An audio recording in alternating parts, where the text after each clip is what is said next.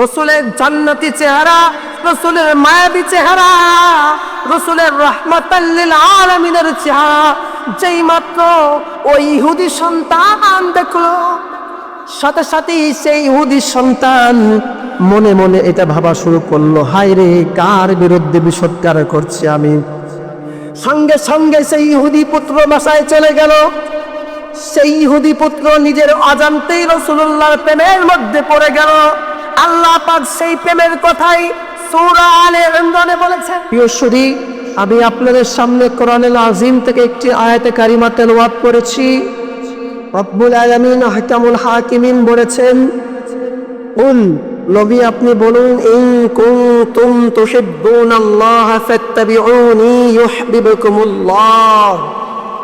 নবী আপনি বলুন, হাবিব আমার বলে দিন, বন্ধু আমার বলে দিন, যারা কিনা এই নীল আসমানের নিচে জমিনের উপরে আমি আল্লাহর নৈকট্য, ভালোবাসা, মহব্বত চায়, তাদের সর্বপ্রথমে আপনি রসুল, আপনি আমার প্রিয় বন্ধু, আপনি আমার প্রিয় হাবিব, তারা যেন আপনাকে আগে মহব্বত করে। একটু বলেন সুবহানাল্লাহ। রসুলকে মহব্বত করতে হবে, এটা ঈমানের দাবি। রসুলকে ভালোবাসতে হবে, এটা ঈমানের পূর্ব শর্ত।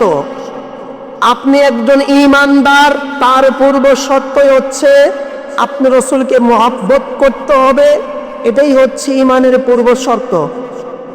নচেত রাসূলুল্লাহ সাল্লাল্লাহু আলাইহি সাল্লামের মহব্বত ছাড়া ঈমানের দাবি করা নিছক বোকামি ছাড়ার কিছুই নয়।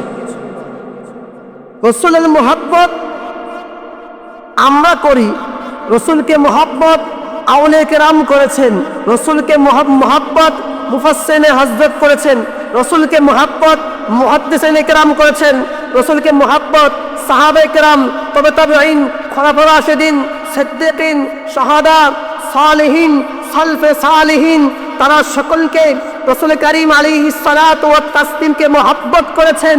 কিন্তু জানতে হবে, রসুলকে মহব্বত করে এই পৃথিবীর জমিনে যারা সর্বশ্রেষ্ঠত্বের দাবিদার হয়েছেন, রসুলকে মহব্বত করে এই পৃথিবীর জমিনে যারা আল্লাহর নৈকট্য অর্জন করেছেন, যাদের ব্যাপারে মহান রব্বে কাবা ইরশাদে রব্বানি বলেছেন, রাদিয়াল্লাহু আনহু ওয়া রাদু আন, যালিকা লিমান খাশিয়া রাব্বা, এমন যাদের শ্রেষ্ঠত্ব, মর্যাদা, যাদের ক্রেডিট, এদেরকে অনুসরণ করে আমাদেরকে মহব্বত করতে হবে। এবারে চলুন, রাসূল করিম আলাইহিস সালাতু ওয়াত তাসলিমের মহব্বত করবেন, এটার ধরনটা কি? মক্কাতুল মুকাররমা এক ব্যক্তি ছিলেন, যিনি কিনা রাসূল করিম আলাইহিস সালাতু ওয়াত তাসলিমের সবসময় তাকে গালিগালাজ করতেন, এক কুফার। তো তার কাজই ছিল রাসূল করিম আলাইহিস সালাতু ওয়াত তাসলিম তার বিরুদ্ধাচারণ করা, রসুলের বিরুদ্ধে কথা বলা, রসুলের বিরুদ্ধে বিষোদ্গার করা, তার একটা প্রধান কাজ ছিল। তো সেই ইহুদের এক সন্তান ছিল, সেও তার বাবার মতো, বাবা যে কাজ করে সে একই কাজ করে। বাবা যেহেতু রাসূল করিম সাল্লাল্লাহু আলাইহি ওয়াসাল্লামকে গালিগালাজ করে, সেই সন্তান সে একই কাজ শুরু করেছে, সেও তাই কাজ শুরু করে দিয়েছে। এবার সন্তান একদিন চিন্তা করছে যে আমার বাবা যেই মুহাম্মদ, তাকে যে গালি দিচ্ছে, আসলে লোকটা কেমন, তাকে তো একটু দেখা দরকার। যাকে গালি দিই সে লোকটা কেমন, যাকে ভালোবাসি সে লোকটা কেমন, আমরা সবাই দেখি, এটা ইন্টারেস্ট অন্যরকম থাকে। এবার সে চিন্তা করছে যে আমি রসুলকে দেখব। সে ইহুদির ছেলে রসুলকে দেখার জন্য এক সাহাবীকে জিজ্ঞাসা করেছে, আচ্ছা মুহাম্মদ ইবনে আব্দুল্লাহ ইনি দেখতে কেমন, ওনার বাসা কোথায়, কোথায় থেকে যায়, ওনাকে কোথায় দেখতে পাবো? তো সে বলেছে, তুমি রাস্তায় থাকো, তুমি তো রাস্তায় থেকে দেখতে পাবা। কিছুক্ষণ পর সেই রাস্তা দিয়ে আসতে, কিছুক্ষণ পর সঙ্গে সঙ্গেই রাসূল করিম আলাইহিস সালাতু ওয়াত তাসলিম তার জান্নাতি নূরানি চেহারা নিয়ে যখন রাস্তা দিয়ে আসছিলেন, ঠিক প্রতিমধ্যেই রাস্তার ভিতরে কে একজন বলে দিল, অগহিত সন্তান, ওই যে দেখো রাস্তা দিয়ে হেঁটে যাচ্ছে মোমের মতো মানুষ, সুন্দর তার চেহারা, এই পৃথিবীর জমিনে সর্বশ্রেষ্ঠ চরিত্রের অধিকারী, এই পৃথিবীর জমিনে একজন মানুষকে কখনো সে মিথ্যা কথা বলে নাই, এমন একটা ব্যক্তি এখন তোমার সামনে দিয়ে পথ অতিক্রম করছে। সঙ্গে সঙ্গে সেই ইহুদি পুত্র মনে মনে চিন্তা করলো, যাকে এত গালিগালাজ করি, যার বিরুদ্ধে এত বিষোদ্গার করি, লোকটা আসলে কেমন এইটা একটু দেখা দরকার। সাথে সাথেই সেই ইহুদি পুত্র, ইহুদির সন্তান একটা গাছের আড়াল থেকে দেখলো, যখনই আমার রাসূল রাস্তা দিয়ে সেই ইহুদি পুত্রর সামনে দিয়ে চলে যাচ্ছিল, সঙ্গে সঙ্গে সেই কথা দেখলো, চিন্তা করলো। সেই ইহুদি পুত্র বলল, আহারে, আমি কার বিরুদ্ধে এতকাল পর্যন্ত গালিগালাজ করেছি, কার বিষোদ্গার করেছি, এই লোককে তো দেখলে মনে হয় না এই লোক এত খারাপ বাজে লোক, যেই লোকের বিরুদ্ধে এতকাল পর্যন্ত বিষোদ্গার করলাম, কিন্তু লোককে দেখলে মনে হয় না এই লোক এত খারাপ মাইন্ডের লোক। দেখতে সুন্দর, চাঁদের মতো চেহারা, এত সুন্দর চেহারা আমি আমার বাপের জন্মেও দেখি নাই। এত চমৎকার চেহারা, রাসূলের জান্নাতি চেহারা, রাসূলের জাদুকরী চেহারা, রাসূলের মায়াবী চেহারা, রাসূলের রাহমাতাল লিল আলামিনের চেহারা যেই মাত্র ওই ইহুদি সন্তান দেখলো, সাথে সাথেই সেই ইহুদি সন্তান মনে মনে এটা ভাবা শুরু করলো, হায় রে, কার বিরুদ্ধে বিষোদ্গার করছি আমি। সঙ্গে সঙ্গে সেই ইহুদি পুত্র বাসায় চলে গেল। সেই ইহুদি পুত্র নিজের অজান্তেই রাসূলুল্লাহর প্রেমের মধ্যে পড়ে গেল। আল্লাহ পাক সেই প্রেমের কথাই সূরা আলে ইমরানে বলেছেন। আল্লাহ পাক বলেন, কুল ইন কুনতুম তুহিব্বুনাল্লাহ ফাত্তাবিউনি ইউহিব্বুকুমুল্লাহ ওয়া ইয়াগফির লাকুম যুনুবাকুম ওয়াল্লাহু গফুরুর রহিম। আল্লাহ সব কথা নিজে জানায় দেয়, কিন্তু কিছু কিছু কথা আছে আল্লাহ পাক কোরআনে আযীমে কোন দ্বারা শুরু করেছেন, এর একটা বিশেষত্ব মহত্ব আছে, যদিও সেই কথা বলার টাইম এখন নাই। আল্লাহ পাক রব্বুল আলামিন সেই ভালোবাসার কথাই বলেছেন, যেই ভালোবাসলে রাসূলকে মুহাব্বত করলে আল্লাহ পাক গফুরুর রহিম হওয়া সুসংবাদ প্রদান করেছেন। ইহুদি পুত্র রাসূলের চেহারা দেখে মহব্বতে পড়ে গেল। এইবার ইহুদি পুত্র সে তার নিজের অজান্তেই রাসূলুল্লাহর প্রেমের মধ্যে পড়ে গেল। ইহুদি পুত্র এইবার আর রাসূলকে গালি দেয় না, এইবার রাসূলের বিরুদ্ধে বিষোদ্গার করে না। এইবার সেই ইহুদি সন্তান রাসূলের প্রেমে, রাসূলের মহব্বতে পড়ে গেল। একদিন, 2 দিন, 3 দিন, 4 দিন, 5 দিন রাসূলকেও আর দেখতে পায় না।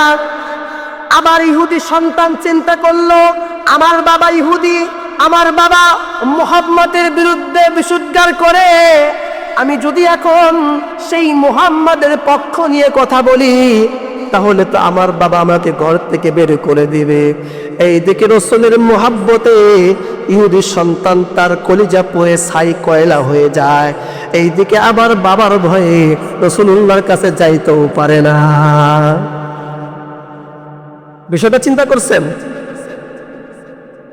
ছেলে মেয়ে প্রেম করে, শুনছেন না, বাসা থেকে বাধা দেয়, দেখতেও মনে চায়, কি একটা বেকায়দা অপশনে পড়ে যায়। ঠিক সেম কাহিনী হয়েছে। ইহুদি সন্তান রাসূলুল্লাহর মহব্বতে পড়ে গিয়েছে, আর এই দিকে তার বাপ ইহুদি রাসূলুল্লাহ বিষোদ্গার করে, সে তার বাপের জন্য রাসূলকেও দেখতে পাবে না। 2 ঝামেলায় পড়ে গেছে। এমন করে ভালোবাসার একটা আলাদা স্টোরি আছে। ভালোবাসতে ভালোবাসতে অনেক পর্যায়ে চলে গেল। এইবার সে রাসূলকে আর দেখতে পায় না। মুসলমানের সন্তানেরা ভালো করে শোনো, এক পর্যায়ে 1 দিন, 2 দিন, 4 দিন, 5 দিন, 1 মাস চলে যায়। ইহুদি সন্তান রাসূলকে না দেখার কারণে তার ভিতরে একটা আলাদা প্রকার অস্থিরতা, বেচাইনি কাজ করে। রাসূলকে মহব্বত করে, অথবা রাসূলকে দেখতে পায় না, তার ভিতরে একটা আলাদা অস্থিরতা শুরু হয়ে গেছে। মুসলমানের সন্তানেরা এমন করতে করতে কয়েক মাস চলে গেল। ইহুদির সন্তান এইবার সে আস্তে আস্তে অসুস্থ হয়ে বিছানা ধরা শুরু করলো। এক পর্যায়ে এমন অবস্থা হয়ে গেল, ইহুদির সন্তান মারাত্মক অসুস্থ হয়ে পড়ল। বিছানা ধরে পড়ল ইহুদির সন্তান। এইবার রাসূলুল্লাহর প্রেমের মহব্বতে বাবাকেও বলতে পারে না, রাসূলুল্লাহর সামনে গিয়েও তার প্রেমকে জাহির করতে পারে না। একদম উঁচা নিচার মাঝখানে সে ঝুলে আছে।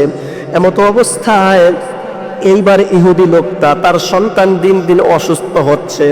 সন্তানকে ডাক্তার দেখায়, কাহারলের ডাক্তার দেখে বলে রিপোর্ট নরমাল। দিনাজপুরের ডাক্তার, রংপুর, রাজশাহী, ঢাকার ডাক্তার দেখেছে, বলে রিপোর্ট তো নরমাল, কোনো কিছুই না। কিন্তু সেই সন্তানের অসুখ তো আর দুনিয়াতে কোনো ডাক্তার ধরতে পারবে না। তার একমাত্র রোগের ওষুধ হচ্ছে মুহাম্মাদুর রাসূলুল্লাহ সাল্লাল্লাহু আলাইহি ওয়াসাল্লাম, একমাত্র তার রোগের ওষুধ। এমন করে এক পর্যায়ে মুসলমান ভাইরা অবস্থা খুব দিন যায়, অবস্থা খারাপ হয়। এক পর্যায়ে ইহুদির সন্তান বিছানা ধরে পড়ছে, এমন একটা মুমূর্ষ অবস্থা চলে আসছে। ইহুদির সন্তান তার জান বের হয়ে যাবে, যাকে আমরা বাংলায় বলি মৃত্যুর সাথে পাঞ্জা লড়ছে। যদিও কথাটা বলা ঠিক না, মৃত্যুর সাথে পাঞ্জা লড়া এমন একটা অবস্থায়, মুমূর্ষ অবস্থায় বিছানার মধ্যে শুয়ে আছে। এখন সেই তার বাপ বলল, ওরে আমার সন্তান, আমার মনে হয় না তুমি বেশি দিন পৃথিবীর জমিনে বেঁচে থাকতে পারবা। ওরে আমার সন্তান, আমার মনে হয় না তুমি বেশি দিন এই জমিনে বেঁচে থাকতে পারবা। আমার সন্তান রে, বলো তোমার শেষ চাহিদা, শেষ ইচ্ছাটা কি? এইবার সেই ইহুদির সন্তান মনের মধ্যে ভয় নিয়ে আস্তে আস্তে করে বলল, বাবা আপনার কানটা আমার মুখের সামনে লাগিয়ে দেন। এইবার ইহুদির সন্তান বলল, বাবা আমার মনের সর্বশেষ একটা ইচ্ছা, আমার ইচ্ছা মুহাম্মাদুর রাসূলুল্লাহ সাল্লাল্লাহু আলাইহি ওয়াসাল্লামের নূরানি জান্নাতি ঈমানি ইরফানি ওয়াজদানি চেহারাটা আমি একটিবার দেখতে চাই। এইবার যখন ইহুদির সন্তানেরা জিজ্ঞাসা করলো, বাবা আমার একটা সর্বশেষ ইচ্ছা, আমি মুহাম্মাদুর রাসূলুল্লাহকে দেখতে চাই, তখন সঙ্গে সঙ্গে বাপ বেচারা চিন্তা করলো, হায়রে সারা জীবন মুহাম্মাদের বিরুদ্ধে কলম ধরে গেলাম, সারাটা জীবন মুহাম্মাদের বিরুদ্ধে বিষোদ্গার করে গেলাম, এখন সে আসছে যে মুহাম্মাদুর রাসূলুল্লাহকে সে নাকি দেখতে চায়। এইবার বাবার মন তো মানে না। এবার মুসলমানের সন্তানেরা, মায়েরা, বোনেরা, যে যেখান থেকে আছে সেখান থেকে শুনেন, বাবার মন আর মানে না। বাবা এইবার চিন্তা করলো, হাজার হোক আমার সন্তান। এইবার সে মনে মনে চিন্তা করলো, আচ্ছা ঠিক আছে, আমার সন্তানকে আমি দেখাবো। এই মনে করে সেই ইহুদি নবীজির দরবারে চলে গেল। নবীজির দরবারে যাওয়ার পর বলল, গো মুহাম্মদ সাল্লাল্লাহু আলাইহি ওয়াসাল্লাম, আমার সন্তান তোমাকে একটিবারের জন্য দেখতে চায়, শেষ মুহূর্তে তুমি যেতে রাজি আছো কিনা বলো। এইবার আমার আপনার নবী, দয়াল নবী, মায়ের নবী আমার বলল, কেন যাব না, তোমার সন্তান আমারে দেখতে চায়, অবশ্যই যাব, কেন যাব না। এইবার আমার রহমাতাল লিল দয়াল নবী চলে গেল, কিছু সাহাবে ইকরামদেরকে নিয়ে চলে গেল। যেই মাত্র আমার নবী নূরানি জান্নাতি চেহারা নিয়ে সেই ইহুদি পুত্র তার ঘরের ভিতরে প্রবেশ করলো, করার সঙ্গে সঙ্গে আমার নবীকে দেখা মাত্রই ইহুদি পুত্র বিছনার সাথে যে মৃত্যুর সঙ্গে মুমূর্ষ অবস্থায় পড়ে আছে, আমার নবীর চেহারা দেখে ইহুদি সন্তানের চোখ দিয়ে দর দর করে ভালোবাসার পানি পড়ল। বলেন সুবহানাল্লাহ। আমার মনে হয় ইহুদির সন্তান বুঝাইতেছে, ওগো নবীজি আপনাকে প্রাণ ভরে ভালোবাসি, যদিও মুখে বলতে পারছি না, নবী আমার চোখের পানি প্রমাণ করে আমি আপনাকে অন্তর থেকে ভালোবাসি। সাথে সাথেই আমার নবী সেই ইহুদি পুত্র তার শিওরে গিয়ে বসলো, মাথার উপরে হাত বুলিয়ে দিল। এইবার সেই ইহুদি পুত্র তার জবান চলে না, আস্তে আস্তে করে বিড়বিড় করে ঠোঁট নাড়িয়ে কিছু একটা বলছে। আমার আপনার রাসূল তার কানটা সেই ইহুদি সন্তানের মুখের সামনে লাগিয়ে বলল, কি বলতে চাও তুমি বলো। ইহুদি সন্তান বলল, ওগো রাহমাতাল লিল আলামিন নবী গো, ও আমি আপনাকে ভালোবাসি। কথাটা আমি জোরে বললাম, কিন্তু সেই দিন ইহুদির সন্তান এই কথাটা ভালোবাসার কণ্ঠে আস্তে আস্তে বলেছিল, নবীকে আমি আপনাকে ভালোবাসি। আমার নবী বলল, তুমি যদি আমাকে ভালোবাসতে চাও তাহলে তোমাকে কলেমা পড়তে হবে। কি পড়তে হবে? নবীজি কলেমা দাওয়াত দিচ্ছে, কলেমা পড়তে হবে। সাথে সাথেই সেই ইহুদি সন্তান বলল, হ্যাঁ আমি আপনার কলেমা করব। আমার রাসূল হাত বাড়িয়ে দিলেন, রাসূলের হাতের হাত রেখে সঙ্গে সঙ্গে ইহুদি পড়ে নিলেন কলেমা, লা ইলাহা ইল্লাল্লাহু মুহাম্মাদুর রাসূলুল্লাহ সাল্লাল্লাহু করেন সাল্লাল্লাহু আলাইহি ওয়াসাল্লাম। কলেমা পড়ে নিল। কলেমা পড়তে পড়তেই সেই ইহুদি সন্তান কয়েক সেকেন্ডের মধ্যে তার দম বেরিয়ে মারা গেল। এবার বলেন, প্রশ্ন করছি আপনাদের সামনে, সেই ইহুদির সন্তান কলেমা পড়ে যখন কয়েক সেকেন্ড পর মারা যায়, ইহুদির সন্তান কি কলেমা পড়ে মুসলমান হওয়ার পর এক ওয়াক্ত নামাজ করতে পেরেছিল? পারে নাই। রোজা করতে পেরেছিল? পারে নাই। হজ, জাকাত, ফিতরা, দান, খায়রাত, মানুষের উপকার, প্রতিবেশীর উপকার কিছু করতে পেরেছিল? পারে নাই। তার একটাই ছিল পুঁজি, তার একটাই ছিল পুঁজি, সেটা কি? সাথে সাথেই রাসূলুল্লাহর কলেমা পড়ে সাথে সাথে সে দম বেড়ে গেছে। এইবার আমার আপনার রাসূল সাহাবায়ে কেরামদেরকে নিয়ে সেই ইহুদি সন্তান, এখন বছর ইহুদি নাই, মুসলিম, সেই মুসলিম যুবকের তাকে গোসল করানো হলো, তাকে গোসল করানো হলো। এইবার গোসলের পর তাকে কাফন পরানো হলো। এইবার রাহমাতাল লিল আলামিন নবী সেই সুন্দর আশিক রাসূল যুবকের লাশটা রাসূল নিজে কাঁধের মধ্যে নিলে, সুবহানাল্লাহ পড়েন। যেই লাশ রাসূল নিজের কাঁধের মধ্যে নেয়, এর ব্যাপারে কি কিছু বলা লাগবে নাকি? এইবার রাসূল যুবকের লাশ কাঁধে নিলেন। রাসূল এইবার পায়ের মধ্যে আঙ্গুলের উপরে ভর দিয়ে চিপা চাপা আঁটো করে হাঁটছেন। সাহাবায়ে কেরাম বললেন, ওগো আল্লাহর নবী, আমার উপরে আপনার কদমে আমাদের পিতামাতার জান কোরবান। আপনি বলেন কেন আপনি আঙ্গুলের উপরে ভর করে হাঁটছেন? নবীজি বললেন, এই আশিক রাসূল, আমার মহব্বত করনেওয়ালা এই যুবকের লাশকে, এই যুবকের জানাজায় অংশগ্রহণ করার জন্য আমার আল্লাহ আসমান থেকে লক্ষ কোটি ফেরেশতা জমিনে নাজিল করছেন। বলেন সুবহানাল্লাহ। এইবার রাসূল সেই যুবকের লাশটাকে নিজে হাতে কবরে রাখলেন। রাখার সঙ্গে সঙ্গে এইবার রাসূলের চোখ মুখ দিয়ে ঘাম তদ্দর করে ঘাম পাসিনা মোবারক বের হচ্ছে। সাহাবায়ে কেরাম বললেন, ওগো আল্লাহর নবী,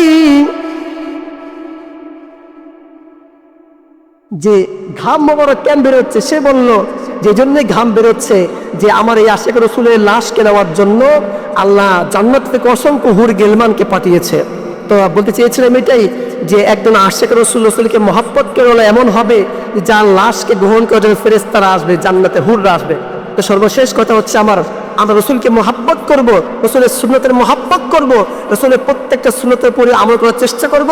আল্লাহ পাক সুবহানাহু ওয়া তাআলা আমাদের সবাইকে রাসূলের প্রতি, সুন্নতের প্রতি পরিপূর্ণ মোকাম্মেল হক আদায় করে রাসূলের সুন্নত আদায় করার তৌফিক দান করুক। আমিন। ওয়া আখিরু দাওয়ানা আলহামদুলিল্লাহি রাব্বিল আলামিন।